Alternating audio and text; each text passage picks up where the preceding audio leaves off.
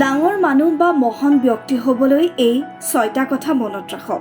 বিখ্যাত বা মানুহৰ মনত সাজ বহুৱাব পৰা ব্যক্তি হ'বলৈ এই 6টা কাম মনপুতি কৰক।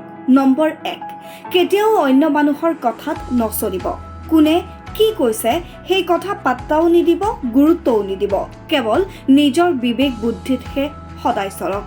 নম্বৰ 2, কোনো কামকে ভুলতো অসম্ভৱ বা একেবাৰে কৰিব নোৱাৰিয়ে সেই চিন্তা মনলৈ আহিবলৈ নিদিব।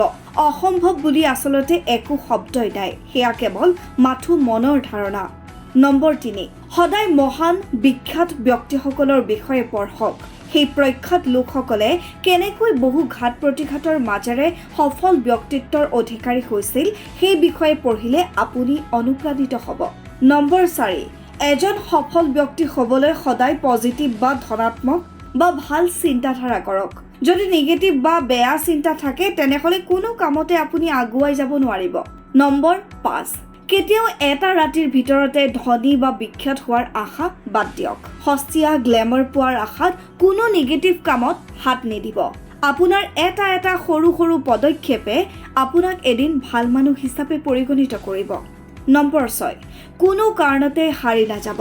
সদায় নিজৰ পক্ষত থিয় দিয়ক।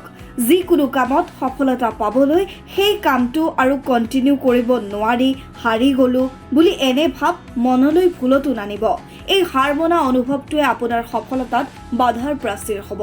এই 6টা কাম আপুনি মনপুতি কৰক আৰু নিজৰ লগতে আনকো ডাঙৰ মানুহ হোৱাত সহায় কৰক। এই ভিডিঅ'টো যদি ভাল লাগিছে বন্ধুবৰ্গ বা পৰিয়ালৰ মাজত শ্বেয়াৰ কৰক। ধন্যবাদ।